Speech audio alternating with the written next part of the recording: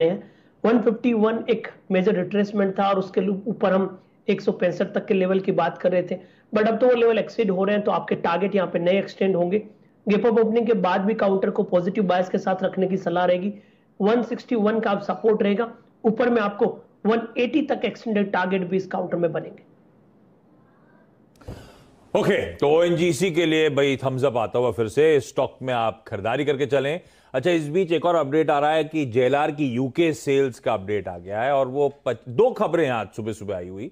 तो उसमें एक यूके सेल्स का अपडेट है भाई, 50-55% के आसपास यूके सेल्स गिरी हैं, लेकिन मेरे ख्याल से टाटा मोटर्स इन ग्रीन ही खुलने के इंडिकेशंस दे रहा है।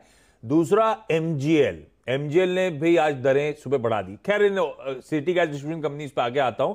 टाटा मोटर्स पे क्विकली एक चेक ले लेता हूं। मानस, ये है तो बड़ा स्ट्रेंथ दिखाने वाला स्टॉक, और अपटिक्स हैं क्या इसमें बचे हुए?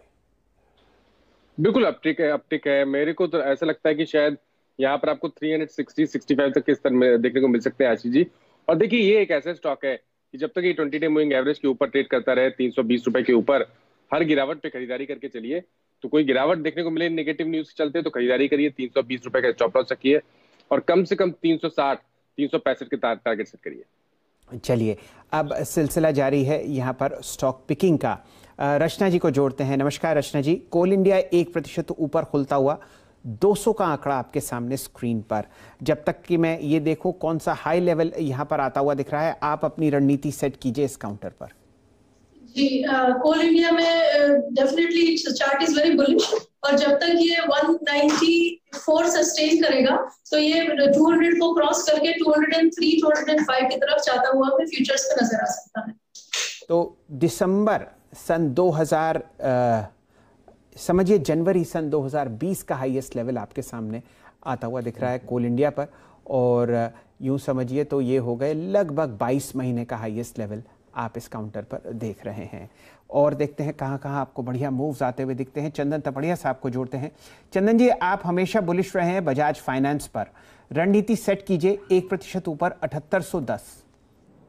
जी, बजाज फाइनेंस पे बिल्कुल पॉजिटिव है। हालांकि पिछले कुछ दिनों से रेंज बाउंड बायस है, बट आप देखोगे कोई भी डीप आती खरीदारी में माहौल बन जाते हैं। अभी रिसेंटली 74-75 के बॉटम बने, और जो प्राइस एक्शन बता रहा है वो लग रहा है 8000 के जो इसके रिसेंट हाई थे 7999, वो काउंटर पार करेगा। तो 8000 के अपसाइड के लिए आप बजाज फाइनेंस को ट्रेड कर सकते हैं। ओके, अच्छा क्विकली बता देता हूं, एसजीएक्स निफ्टी जो 1/4% दबाव के साथ शुरुआत होने के इंडिकेशन दे रहा था, ऐसा नहीं होने वाला। 1/4% की बढ़त के साथ दरअसल हम लोग शुरुआत करते हुए नजर आएंगे। निफ्टी बैंक का वो अंडर परफॉर्मेंस शायद आज भी एटलीस्ट इनिशियल टिक्स में कंटिन्यू हो। निफ्टी बैंक इंडिकेट कर रहा है कि हम एक फ्लैटिश रुझान के साथ ओपन करते हुए नजर आएंगे। तो अगर निफ्टी बैंक कंट्रीब्यूट नहीं करने वाला तो कौन सी पॉकेट्स ऑफ स्ट्रेंथ है, चर्चा हो चुकी है इस प्रोग्राम में ऑलरेडी। रिलायंस मजबूती के साथ खुलने के इंडिकेशन दे रहा है। बजाज फाइनेंस उस क्वार्टरली अपडेट्स के बाद स्ट्रेंथ दिखाता हुआ नजर आएगा। एचडीएफसी बैंक का कल क्वार्टरली अपडेट आया था, कल दिन के दौरान माइनर आउट परफॉर्मेंस अपने पीयर्स के सामने, आज फिर शायद थोड़ा सा स्ट्रेंथ नजर आए। और भारतीय एयरटेल एक और हैवी वेट है जो लगातार अच्छी तेजी अब बनाता हुआ, और आज भी इंडिकेशंस हैं कि शायद वो स्ट्रेंथ कंटिन्यू हो। कल दिन के दौरान जो पॉकेट्स आउट परफॉर्म कर रही थी, मिसाल के तौर पे आईटी, वो मेन तो उसने मूड बदला था दोपहर में। आईटी में आज भी स्ट्रेंथ नजर आ रही है। तो एक्सपर्ट ने पिक्स भी दी थी। इस समय हैवी वेट्स की बात कर रहा हूं तो इन्फोसिस, टीसीएस, ये सब इंडिकेट कर रहे हैं कि आज जब शुरुआती टिक्स आएंगे तो होपफुली ये स्टॉक्स इन ग्रीन आपको शुरुआत करते हुए नजर आए। तो बढ़िया ओपनिंग और मार्केट ब्रेथ अच्छी लग रही है। खैर बहुत जल्दी है, देखते हैं। बिल्कुल, आपके सामने ज्यादातर निफ्टी के स्टॉक्स हरे निशान में खुलते हुए दिखेंगे। मेरे ख्याल से 10 एक ऐसे हैं जहां पर इतनी मामूली गिरावट है कि कोई चिंता का विषय नहीं। चंदन तपड़िया साहब, भारतीय एयरटेल संक्षेप में बताइए क्या कीजिएगा? 1% ऊपर खुलता हुआ दिख सकता है 705.75। जी हाँ, भारतीय पॉजिटिव व्यू है। 2 दिन का जो बाइंग है वो इंटेक्ट रहेगा। 715-720 के लेवल अब रहेंगे। भारतीय एयरटेल का प्राइस आपके सामने स्क्रीन पर आता हुआ। आप कुछ और प्राइसेस देखिए स्क्रीन पर। इंडसइंड बैंक 1% ऊपर खुलता हुआ 1178 के आसपास ये काउंटर है। आईओसी 0.7% की तेजी आपके सामने, 131 रुपए का प्राइस। बीपीसीएल 0.60% ऊपर। यहाँ पर जो आप मूवमेंट देख रहे हैं ये आपको ट्रेड करता हुआ दिखा रहा है। फिलहाल बीपीसीएल का प्राइस 447 स्क्रीन पर। तो ठीक ठाक मूव आपके सामने आशीष जी आता हुआ।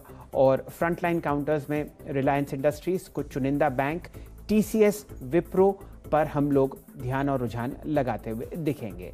फिलहाल आपके सामने जो ओपनिंग टिक्स इंडेक्स पे आते हुए देख सकते हैं वो लगभग 40 पॉइंट की वृद्धि है।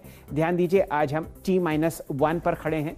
वीकली कल बाजार 3 दिन से एक अच्छे मोमेंटम में, बिल्कुल वैसे ही आपके सामने ओपनिंग होती हुई 31 अंक ऊपर। आईटी इंडेक्स में 0.5% की वृद्धि और तेजी में आपको मिड कैप स्टॉक्स आते हुए दिखेंगे। फ्रेश रिकॉर्ड हाई यहां लगता हुआ, मामूली सी फ्लैट क्लोज ओपनिंग आप निफ्टी बैंक पर देख रहे हैं। और सेंसेक्स आपको आज बहुत ही बढ़िया रुझान दिखा सकता है, शायद 60,000 दोबारा आपको आता हुआ दिखे। एडवांस डिक्लाइन रेशियोज देखिए आशीष जी, 8:1, गिरने वाला 1 शेयर, बढ़ने वाले 8।